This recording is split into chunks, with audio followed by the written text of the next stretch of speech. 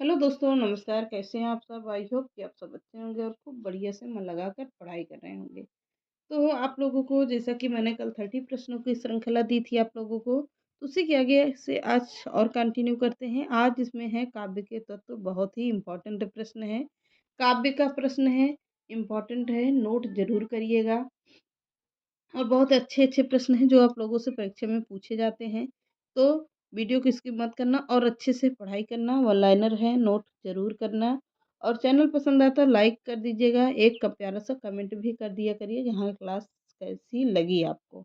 तो चलिए आज इसी के आगे कंटिन्यू करते हैं। तो काव्य के तत्व माने गए हैं, कितने तत्व माने गए हैं?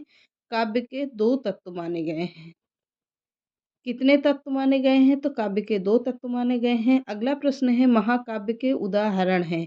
यानी कि प्रश्न कह रहा है कि महाकाव्य के अंतर्गत कौन-कौन सी रचनाएँ आती हैं, जो महाकाव्य के अंतर्गत आती हैं। तो महाकाव्य के उदाहरण कितने हैं? तो चलिए देखते हैं। रामचरितमानस भी महाकाव्य के अंतर्गत आता है। रामायण तो महाकाव्य के अंतर्गत आता ही आता है, आपको पता ही है रामायण है पूर्णतया संस्कृत भाषा में। लेखक कौन होंगे? महर्षि वाल्मीकि हैं। और यह पुराना महाकाव्य माना जाता है जो पूर्णतः संस्कृत भाषा में है। किसमें है? पूर्णतः संस्कृत भाषा में है। रामचरितमानस है पूर्णतः अवधी भाषा में। राइटर कौन है? इसमें है राइटर तुलसीदास जी हैं। कौन होंगे? तुलसीदास जी हैं। साकेत किसका है? जयशंकर प्रसाद का है। शायद साकेत जयशंकर प्रसाद की रचना है ये। महाभारत किसका है? वेद व्यास का है। पद्मावत किसका है? मलिक मोहम्मद जायसी का है। कामायनी किसकी है? जयशंकर प्रसाद की है। उर्वशी किसकी है? रामधारी सिंह दिनकर की है। लोकयतन है, लोकयतन और एकलव्य, ये दोनों रचनाएं किसकी हैं? याद तो नहीं आ रहा है, बट ये प्रश्न मैंने पढ़ाया है, शायद आप लोग देख लीजिएगा पूरी वीडियो में जाके कि मैंने कहीं पढ़ाया है। ना समझ में आए तो कल हम इसको फिर से बता देंगे, कमेंट कर दीजिएगा, याद दिला दीजिएगा। लोकयतन, एकलव्य आदि किसके अंतर्गत सारी रचनाएं आती हैं? तो एक महाकाव्य के अंतर्गत आती हैं। मुक्तक काव्य के उदाहरण हैं। तो मुक्तक काव्य के उदाहरण कौन कौन से हैं? मीरा के पद हैं, रामायणिया है, सप्तशती है। यह किसके अंतर्गत आती है? तो यह आती है मुक्तक काव्य के अंतर्गत। तो अगला प्रश्न है काव्य कहते किसे हैं? तो काव्य दोष रहित सगुण व रमणीयार्थ प्रतिपादक युगल रचना को क्या कहते हैं? काव्य कहते हैं। क्लियर हुआ? पॉइंट बहुत ही इंपॉर्टेंट है। काव्य किसे कहते हैं?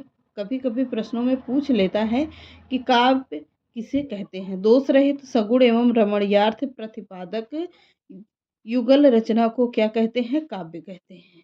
अगला है काव्य के तत्व हैं। तो काव्य के कितने तत्व अगर पूछता है तो काव्य के कितने तत्व हैं? भाषा तत्व है, बुद्धि या विचार तत्व को माना जाता है, कल्पना तत्व को माना जाता है और कल्पना तत्व या और शैली तत्व को किसके अंतर्गत आता है? काव्य के अंतर्गत आता है। अगला है काव्य के भेद हैं। तो काव्य के काव्य के भेद हैं, कौन कौन से हैं?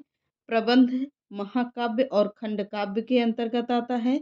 मुक्तक आता है केवल काव्य के अंतर्गत। क्लियर हुआ? आगे बढ़िए।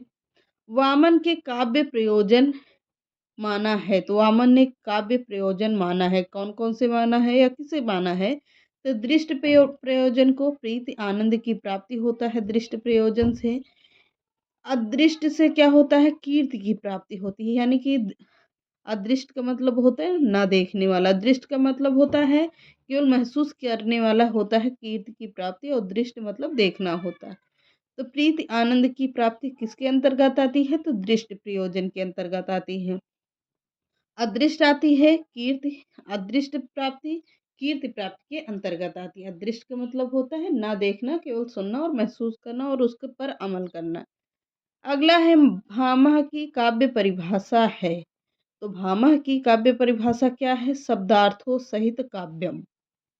इसकी है परिभाषा, भामह की परिभाषा है शब्दार्थों रहित सहित काव्यम। अगला प्रश्न है प्रबंध काव्य का शाब्दिक अर्थ है। तो प्रबंध काव्य का शाब्दिक अर्थ क्या होता है? प्रकृष्ट होता है या विशिष्ट रूप में बंधा हुआ प्रबंध काव्य का शाब्दिक अर्थ माना जाता है। अगला है, यह परिभाषा है किसकी? रसात्मक वाक्यम काव्यम। किसकी परिभाषा है? यह है पंडित जगन्नाथ की परिभाषा, रसात्मक वाक्यम काव्यम। अगला प्रश्न है, काव्य के कला पक्ष में निहित होती है, क्या निहित होती है? भाषा निहित होती है। किसमें? काव्य के कला पक्ष में निहित होती है भाषा। अगला प्रश्न है, काव्य में आत्मा की तरह माना गया है, तो काव्य में आत्मा की तरह माना गया है किसे? रस को माना गया है। किसे माना गया है? तो रस को माना गया है। अगला प्रश्न है, सा दोषो शब्दार्थो सगुणा वन लंकृति पुनः क्वापि परिभाषा है किसकी? अगर सदोषो शब्दार्थो सगुणा वन लंकृति पुनः क्वापि परिभाषा है किसकी? बहुत ही इंपॉर्टेंट परिभाषा है, नोट इसको जरूर कर लेना और याद कर लेना बार बार। मम्मट की परिभाषा मानी जाती है। अगली परिभाषा है किसकी?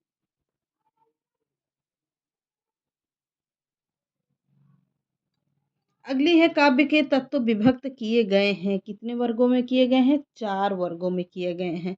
प्रमुखतया किसको माना गया है? रस को माना गया है। प्रमुखतया शब्द को माना गया है। काव्य के तत्व विभक्त किए गए हैं 4 वर्गों में, प्रमुखतया रस शब्द को माना गया है। अगला है, कवि दंडी ने काव्य के भेद माने हैं, कितने माने हैं? तो 3 भेद माने हैं। किसके अनुसार है? कवि दंडी के अनुसार है।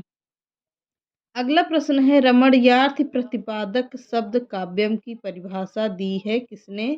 तो आचार्य जगन्नाथ ने दिया है। किसने? रमणीयार्थ प्रतिपादक शब्द काव्यम की परिभाषा दिया है किसने? आचार्य जगन्नाथ ने दिया है। अगला प्रश्न है, काव्य रूपों में दृश्य काव्य क्या है? तो दृश्य यानी देखने वाला काव्य के अंतर्गत आता है, नाटक आता है। क्या आता है? दृश्य काव्य के अंतर्गत नाटक आता है, जो आंखों से देखा जा सकता है। अगला है, काव्य प्रयोजन की दृष्टि से मत सर्वमान्य है, किसके मत सर्वमान्य है? तो मम्मठाचार्य के मत सर्वमान्य माना जाता है काव्य प्रयोजन की दृष्टि से। अगला प्रश्न है, काव्य प्रयोजन में प्रमुख माना जाता है, किसे माना जाता है? आनंदानुभूति को माना जाता है। काव्य प्रयोजन में आनंदानुभूति क्यों माना जाता है? किसके अंतर्गत? काव्य प्रयोजन के अंतर्गत।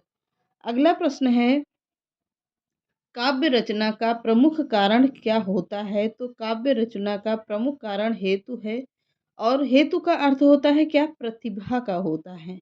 किसका होता है? प्रतिभा का होता है, काव्य रचना का प्रमुखतया कारण होता है। अगला प्रश्न है, महाकाव्य और खंड काव्य में समान लक्षण क्या क्या होते हैं? इम्पॉर्टेंट है प्रश्न, इसको जरूर नोट कर लीजिएगा। महाकाव्य और खंड काव्य में समान लक्षण क्या होते हैं? तो कथानक उपस्थापन एक जैसा होता है। किसमें? महाकाव्य और खंड काव्य में समान लक्षण क्या क्या होता है? कथानक उपस्थापना स्थापन एक जैसा होता है। क्लियर हुआ? अगला प्रश्न है, काव्य रचना के सहायक तत्व कौन कौन से हैं? वर्ण विषय होता है, पहला होता है, और अभिव्यक्ति पक्ष होता है। अभिव्यक्ति पक्ष का होता है क्या? कला का होता है। आत्म पक्ष किसका होता है? अपने आप को समर्पण करना। काव्य रचना के सहायक तत्व 3 माने जाते हैं। फिर से देखिएगा, काव्य रचना के सहायक तत्व 3 माने जाते हैं। वर्ण विषय यानी भाव को अंतर्गत आता है, अभिव्यक्ति पक्ष कला के अंतर्गत आता है, और आत्म पक्ष अपने आप को समर्पण करने के अंतर्गत आता है, मतलब आत्म पक्ष होता है। अगला प्रश्न है, मम्मट के काव्य प्रयोजन है कितने हैं या कौन कौन से हैं? तो मम्मट के प्रयोजन के अंतर्गत आते हैं, यश आता है, अर्थ आता है, व्यवहार ज्ञान आता है, शिवेतर क्षति आता है, संघ पर निर्वृत्ति आता है, कांता सम्मिलित आता है। यह सब किसके अंतर्गत आता है? तो यह आता है मम्मट के काव्य प्रयोजन के अंतर्गत। फिर से देखिएगा, प्रश्न इंपॉर्टेंट है ये। तो यश आता है, अर्थ आता है, व्यवहार ज्ञान आता है, शिवेतर क्षति आती है, संघ पर निर्वृत्त या कांता सम्मिलित आता है काव्य प्रयोजन के अंतर्गत। अगला प्रश्न है, मम्मट के शिवेतर का अभिप्राय है अनिष्ट है। मम्मट के शिवेतर का अभिप्राय क्या होता है? अनिष्ट होता है। अगला प्रश्न है सगुणालंकरण सहित दोष सहित जो हुई परिभाषा। यह परिभाषा पूछ रहा है किसकी है? तो सगुणालंकरण सहित दोष सहित जो हुई परिभाषा है किसकी? चिंतामणि की है। किसकी परिभाषा है? तो चिंतामणि की परिभाषा है, जो इम्पोर्टेंट है। तो ये रहे आज के काव्य प्रयोजन के अंतर्गत बनने वाले सभी प्रश्न। तो आप लोग इसको ज़रूर नोट कर लीजिएगा। ये बहुत ही पूछा जाने वाला यहाँ से चैप्टर आता है, तो इसको अच्छे से याद करिएगा, नोट करिएगा और कमेंट करके बताइएगा कि सेशन कैसा लगा। तो चलिए, ज़्यादा से ज़्यादा लोगों को लाइक करिए, शेयर करिए और एक प्यारा सा कमेंट ज़रूर करिए। नमस्कार।